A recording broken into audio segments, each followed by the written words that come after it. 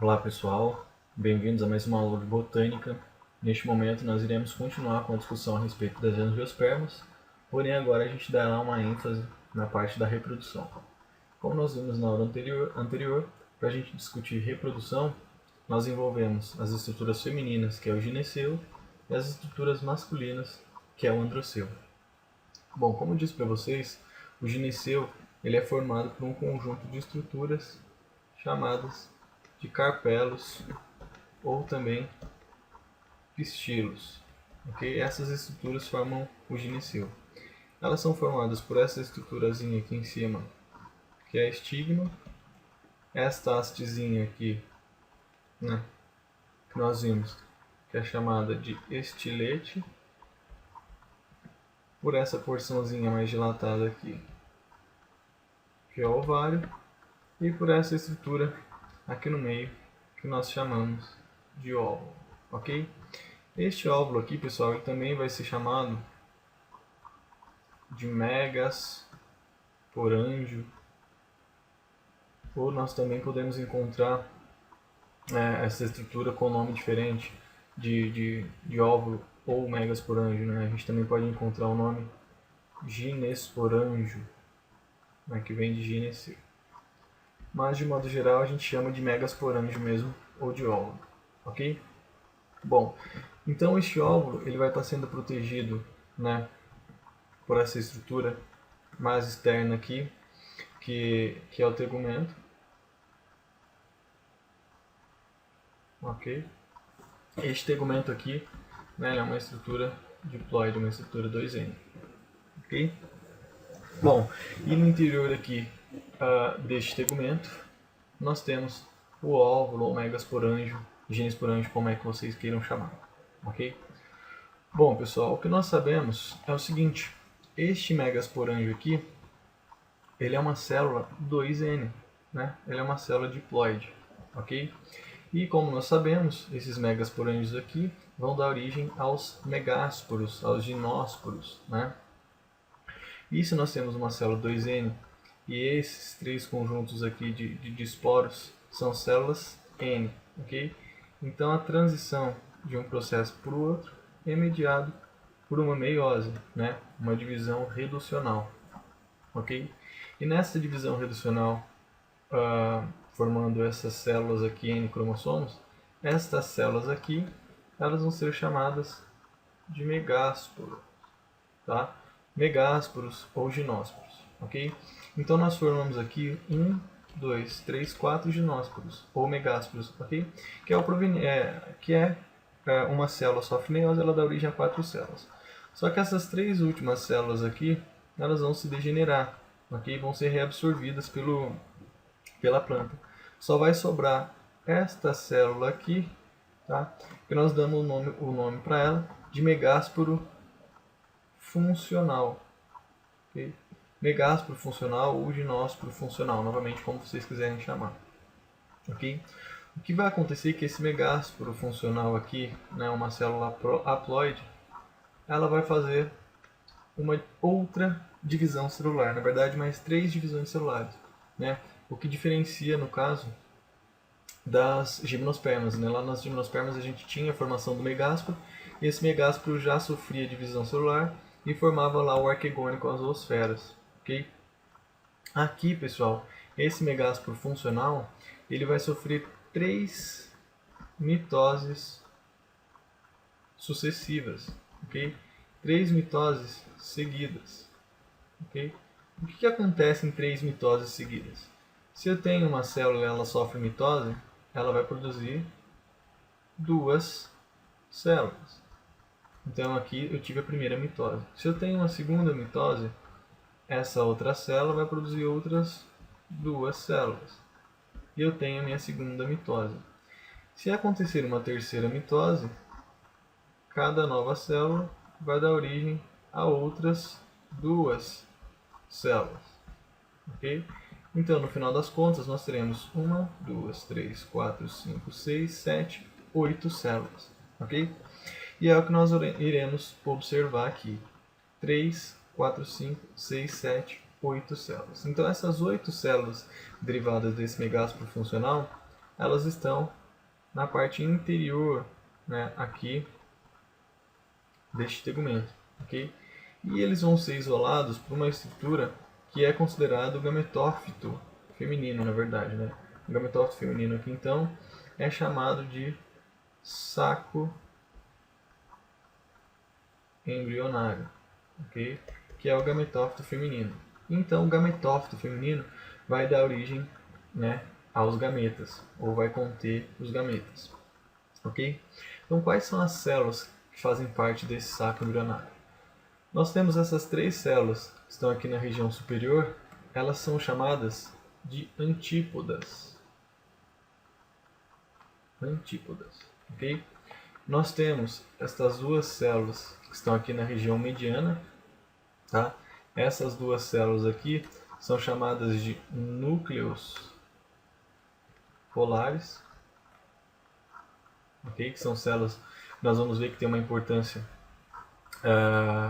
significativa, né, no processo de reprodução. E nós temos aqui essas outras três células. As duas células da extremidade, elas são chamadas de células sinérgides, ok? E esta célula que está entre as células sinérgides é que é a nossa famosa oosfera, ok?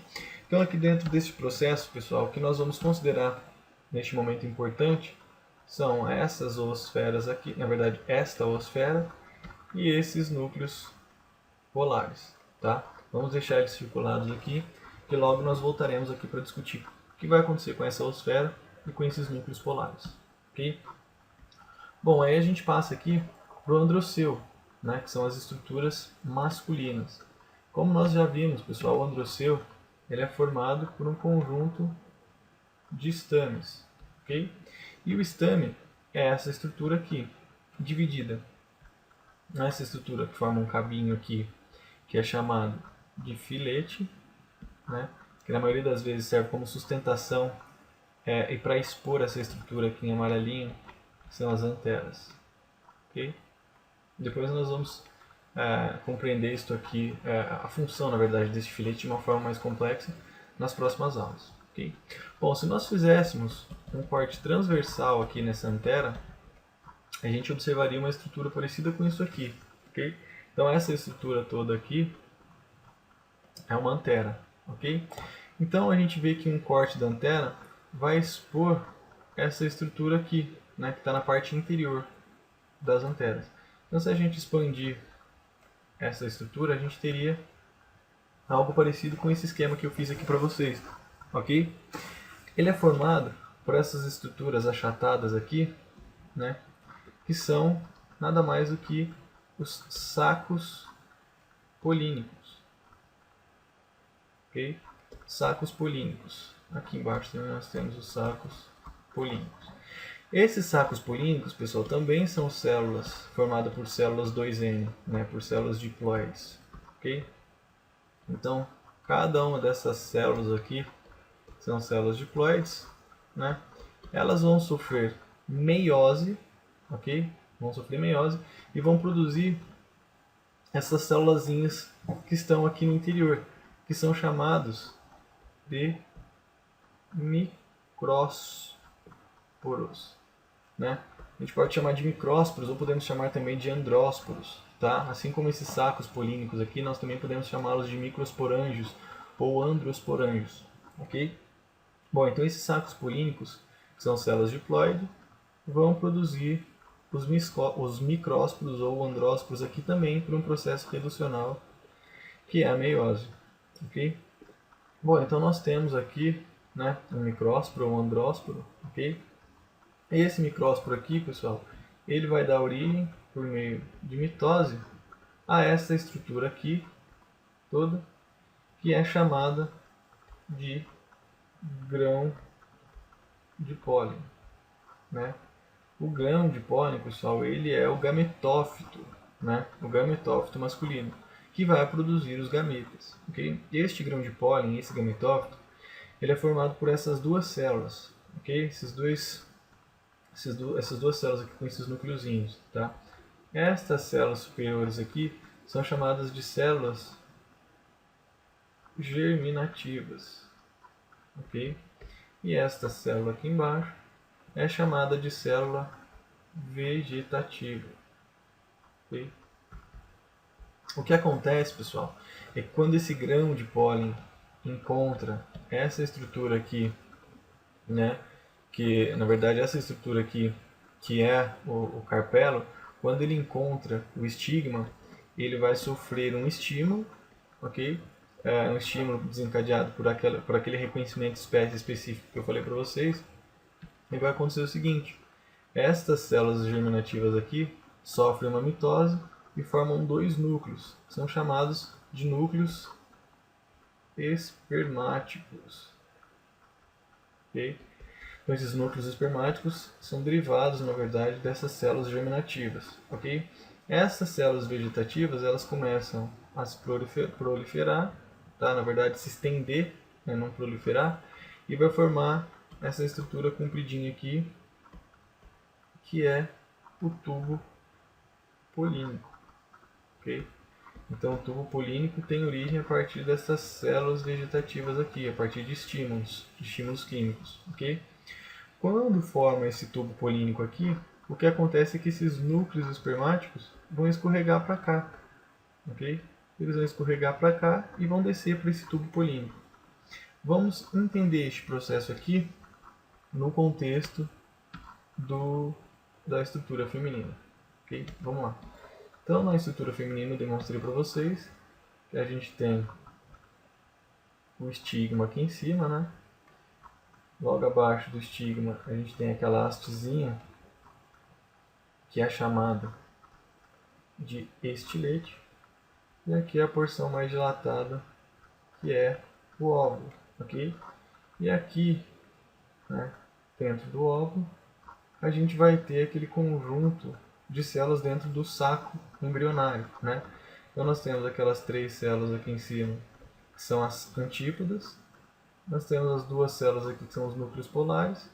E aquelas três células aqui, as duas nas laterais, que são as células sinérgides. E aqui no meio nós temos a oosfera, ok? Então eu vou colocar aqui para vocês a oosfera de outra cor. A oosfera aqui em branco e aqui os núcleos polares, tá? Que são aquelas células que eu pedi para vocês guardarem, que eu marquei aqui em verde, ok? Então o que acontece aqui, pessoal?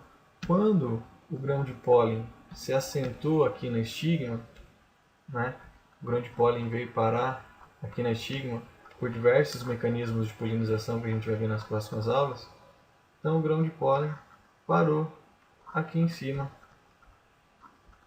né, da estigma. Como eu disse para vocês, a estigma produz uma substância pegajosa que facilita, né, a fixação do grão de pólen aqui, certo? Então esse grão de pólen parou aqui em cima. E eu falei para vocês que esse grão de pólen ele era formado pelas células germinativas e pelas células vegetativas, ok? Pela célula vegetativa, na verdade, pela célula germinativa. Quando tem esse reconhecimento de espécie específico, então, o que acontece é que as células germinativas vão formar os núcleos espermáticos, né? E tem a expansão aqui destas células, chamadas de célula vegetativa, que vai formar o tubo polínico, ok? E esse tubo polínico ele vai se direcionar aqui nessa região que tem essa entradinha aqui, né, do tegumento, que é o micrópio ou micrópio, né, que permite a entrada desse tubo polínico aqui, ok? Então ela forma o tubo polínico. O que acontece, pessoal, é o seguinte: esses núcleos espermáticos que estavam aqui, né, como eu falei para vocês, eles vão descendo, né, pelo tubo polínico, Quando eles chegam aqui embaixo, pessoal, um núcleo espermático fecunda a oosfera e o outro núcleo espermático, na verdade, fecunda um desses núcleos polares. Então, aqui neste processo, pessoal, nós temos uma dupla fecundação, ok? Por que uma dupla fecundação? Porque nós tivemos a fecundação de uma oosfera e a fecundação de um dos núcleos polares. Então aqui teve duas fecundações, né? A primeira fecundação, okay? Que é a fecundação da oosfera. Okay? Essa fecundação da oosfera, pessoal, vai dar origem ao embrião.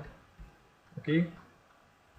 Esta segunda fecundação aqui neste núcleo polar vai dar origem ao endosperma. Okay? Qual a característica desse endosperma, pessoal? Bom, aqui embaixo nós sabemos, né, que um núcleo espermático é N, mais a oosfera N, nós vamos formar um embrião diploide, né, um embrião 2N. Aqui, pessoal, esse endosperma foi oriundo da fecundação de um núcleo espermático N, mais um núcleo polar que é N.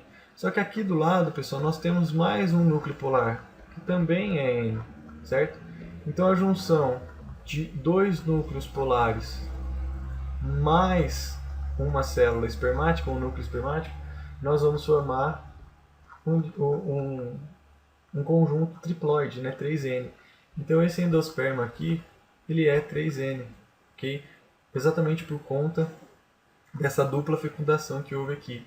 E esse endosperma aqui vai ser o principal estrutura de nutrição, ok? Então, nós teremos a formação de uma semente, né? Que nós vamos estudar na próxima aula. Então, uma semente, ela vai ser formada por uma casca, né? Que é essa porção mais externa aqui, que é o tegumento. Então, na verdade, nós temos dois tegumentos aqui, protegendo o embrião, né? Nós já tínhamos aqui aquele tegumento que estava protegendo o óvulo aqui. Para dentro deste tegumento, então, nós vamos encontrar o embrião, ok? E esse embrião ele pode se ramificar, formando os cotilédonos. Então a gente vai ter aqui um embrião. E aqui, se for uma dicotiledônia no caso, nós vamos ter dois cotilédonos. Se for uma monocotiledônia, a gente vai ter apenas um cotilédono. Tá? E todo o material que estiver entre o tegumento, o embrião e os cotilédonos vai ser o material nutritivo chamado endosperma, que é o endosperma triploide. Ok? Bom, pessoal, então é mais ou menos dessa forma aqui que acontece a reprodução, ok? Com a entrada do grão de pólen pelo estigma, formando o tubo polínico, e os núcleos espermáticos fazem a dupla fecundação. Como eu falei para vocês, isso aqui é uma característica que acontece nas plantas chamadas de sifonógamas, que formam o tubo polínico, permitindo com que eles independam totalmente da água para a reprodução. Ok? As formas de polinização a gente discute na próxima aula, junto com as sementes. Ok? Bom, pessoal, espero que essa aula tenha ficado clara. Até a próxima.